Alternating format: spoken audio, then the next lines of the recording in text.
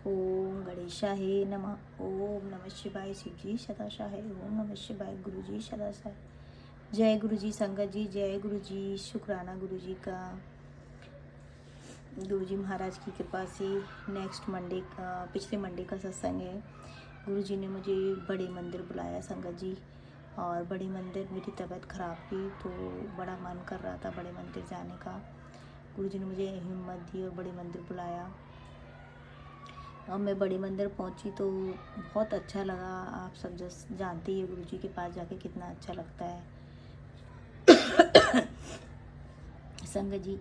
वहाँ से जब मैं लौटी तो गुरुजी महाराज की कृपा से हम सटर सेवा में बैठे। तो सटर सेवा में एक वाइट कुर्ते पजामा में और बहुत बुजुर्ग आदमी और गंजे थे और गोरे चिट्टे थे, वो बैठे हुए थे हमारे सटर सेवा में साथ में।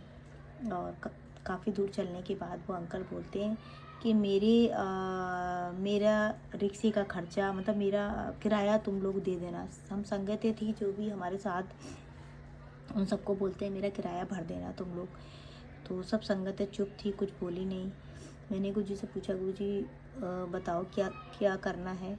गुरुजी ने मुझे एक भाव दिया कि गुरुजी अंकल को कुछ सेवा दे दी जाए। तो मैंने उनको, गुरुजी ने मुझसे सेवा दिलवाई और महाराज की कृपा से अंकल ने मुझे दूर से बैठे हुए आशीर्वाद दिया। वो मेरे सामने वाली सीट पर बैठे थे संगत जी।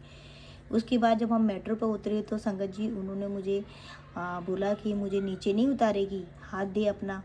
तो मैंने उनको हाथ अपना दिया और उन्होंने मेरे हाथ पे हाथ रखा और हल्का सा टच करके और सहारे से वो उतर गए संगत जी। तो बिल्कुल ऐसे लगा कि जैसे सहारा मांगा भी और सहारा लिया भी नहीं उन्होंने। तो शुक्राना महाराज का। और जब मैं मेरे से बोलते हैं कि मेरा किराया नहीं देगी, मैंने कहा अंकल आपको मैंने कुछ सेवा दी है उसमें से दे दो। तो कहते हैं कि चल चल ठीक है मैं उसमें से दे देता हूँ। मैंने कहा नहीं अंकल, अगर आपको ज़रूरत है तो मैं आपका किराया दे देती हूँ। तो गुरुजी ने मुझसे वो सेवा दिलवाई किराए की भी।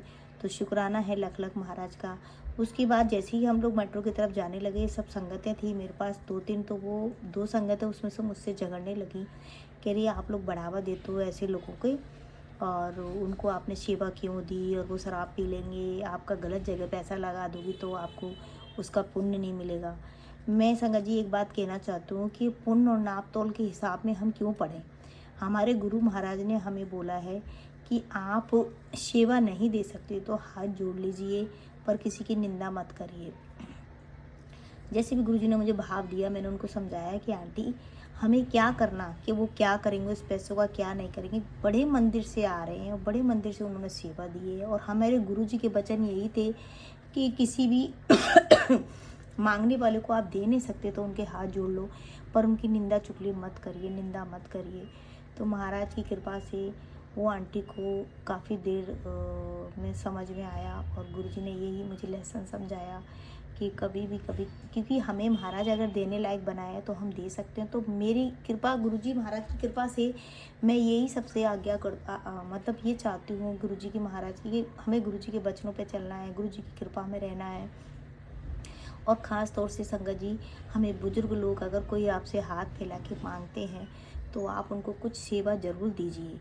चाहे आपका क्या बिगड़ जाएगा संगत जी, 10 रुपये दीजिए, 5 रुपये दीजिए, जो आपका दिल करे, जो आपका भाव आए।